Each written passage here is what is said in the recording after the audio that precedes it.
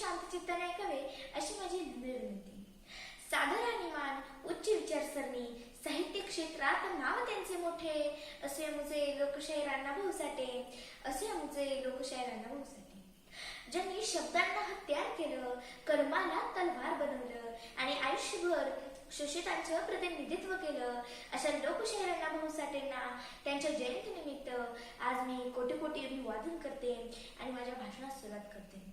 साहित्यप्रेमींनो, समतेच्या स्वप्नात जगणाऱ्यांनो, आज आपण इथे एकत्र आलो आहोत ते केवळ एका साहित्यिकाच्या जयंतीसाठी नव्हे, तर एका क्रांतिकारक विचारवंतांच्या आठवणी पुन्हा जागवण्यासाठी. सर्वप्रथम मी व्यासपीठावरील सर्व मान्यवरांचं आणि तुम्हा सर्वांचं हार्दिक स्वागत करते.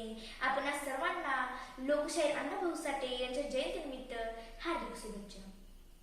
देश के लिए जिन्होंने अपनी खुशी को ठुकराया था, देश के लिए जिन्होंने अपनी खुशी को ठुकराया था, गिरे हुए को जिन्होंने स्वाभिमान सिखाया था, जिसने हम सबको तूफानों से टकराना सिखाया था, देश का वो था एक अनमोल दीपक जो अण्णाभाऊ साठे कहलाया था, जो अण्णाभाऊ साठे कहलाया था. मित्रांनो, साल होतं 1920, तारीख होती 1 ऑगस्ट, ठिकाण होतं सांगली जिल्ह्यातील वाटेगाव, जिथे तुकाराम साठे अर्थातच अण्णाभाऊ साठे यांचा जन्म झाला. सूर्याप्रमाणे तेजस्वी आणि चंद्राप्रमाणे शीतल असणारे अण्णाभाऊ साठेंना शाळा मात्र मिळाली ती फक्त 1.5 दिवसच.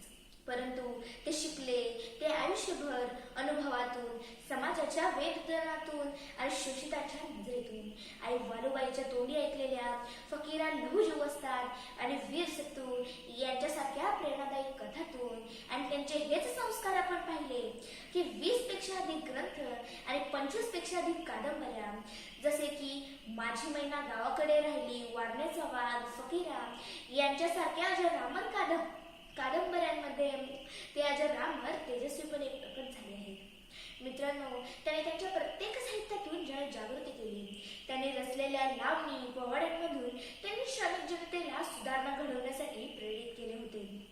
इतकेच नव्हे तर लोकशाहीर अण्णाभाऊ साठेंनी शिवरायांवर अनेक पोवाडे रचले, त्यांच्या जीवनावर चरित्रलेखन केले आणि त्या चरित्राचे पुढे जाऊन रशियन भाषेत रूपांतर केले. म्हणूनच त्यांना लोकशाहीर हे असे देखील म्हणत. अहो, साहित्यातून ज्यांनी उंचावली उपेक्षितांची मान, साहित्यातून ज्यांनी उंचावली उपेक्षितांची मान, त्या अण्णाभाऊ साठेंना मिळाला रशियातही सन्मान, त्या अण्णाभाऊ साठेंना मिळाला रशियातही सन्मान. अण्णाभाऊ म्हणायचे की माझं शिक्षण जरी कमी असले ना तरी माझा अनुभव मोठा आहे आणि म्हणूनच त्यांनी आयुष्यभर श्रीमंतांचे शोषण आणि अस्पृश्यतेच्या जखमा यांना तीव्र विरोध केला होता. डॉक्टर बाबासाहेब आंबेडकर म्हणायचे की परीक्षेतील गुण एका भाकरीचा प्रश्न सोडवेल, परंतु माणूस म्हणून जगण्याचा प्रश्न हा नेहमी शिल्लक राहतोच.